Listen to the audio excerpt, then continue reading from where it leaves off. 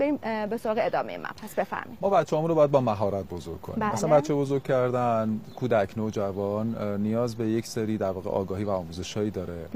به حال ما باید تو این دوره وقتی بچه‌ها دارن قد میکشن بزرگ میشن بهشون نشون بدیم که بهشون اعتماد داریم. همونجوری که توی دوستی‌های دیگه در عرصه‌های دیگه توی زندگیمون ما وقتی با یک کسی دوست هستیم باید یک در واقع روش ما و رفتار ما یه جوری باشه که بهش نشون بدیم که من در عالم دوستی به تو اعتماد دارم و تو رو قبول دارم. با بچه‌هامون هم همینطور، با تمام اینکه تجربه‌ای ندارن و ممکن اشتباهاتی بکنن.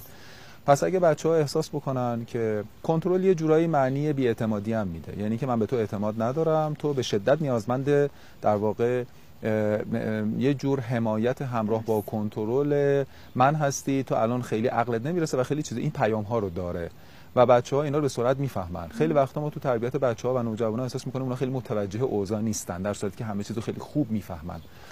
پس کنترل به معنی این هست که بچه‌ها این احساس بهشون دست میده که شاید خانواده به من اعتماد نداره. من میگم همیشه به بچه‌ها اعتماد بکنیم، بهشون احترام بذاریم. اگر رفتار ما در واقع آمیخته با احترام و اعتماد باشه، بچه‌ها اینو لمس میکنن و اینا احترام و اعتماد پایه‌های دوستی عمیق هستن. پس ما دوستیمون رو در واقع با بچه‌ها عمیقاً ایجاد بکنیم، به اضافه اینکه نقش مادری و نقش پدری رو که یک جزئیاتی داره، یک ویژگی‌هایی داره بیاموزیم. یعنی اینکه ما در واقع یک پدر مادر دلسوز هستیم، اما کجا پدری و مادری رو یاد گرفتیم؟ نزد پدر و مادرمون شاید اونا هم به قدر کافی بلد نبودن. واقعا پدر مادر ما هم خواستن همه کاری برامون بکنن، همه کاری برای ما کردن، ولی آیا به قدر کافی از این مهارت بهره مند بودن نقش پدر و مادری رو؟ پس ما بیایم الان تو این دور زمونه که همه آدما برای دانشگاه رفتن، به آگاهی و اینترنت و خیلی مسائل دیگه در واقع متصل هستن، آگاهی هاشون رو درباره نقششون افزایش بدن، پدر مادر بودن رو یاد بگیریم، به بچه‌ها اعتماد بکنیم. این باعث میشه که از فاز کنترل خارج بشیم، ولی خدا بر عهده ما پدر مادرها مراقبت رو به عنوان وظیفه اصلی قرار داده. پدر مادر بودن یعنی اینکه مراقب فرزند بودن تا زمانی اینکه به قدر کافی آماده حضور در اجتماع بشه، چون بچه‌ها تا زیر 20 سال تقریبا آماده حضور در اجتماع نیستن.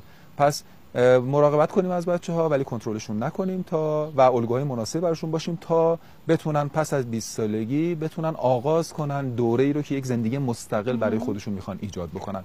خیلی وقتا بچه‌های ما وقتی که به 20 سالگی میرسن یا به شدت نازپرورده بار اومدن، چون انقدر براشون امکانات فراهم بوده که به شدت نازپرورده بار اومدن، یا اصلا تحمل این که در اجتماع کسی بهشون کوچکترین چیزی رو بگه ندارن به هیچ عنوان، که این به شدت صدمه زننده است برای آیندهشون، یا اینکه انقدر تحت کنترل بار اومدن که اصلا در واقع از پس خودشون برنمیان. در هر صورت ما باید تعادل رو حفظ کنیم. در همه امور تعادل ما رو میتونه به مقصد برسونه.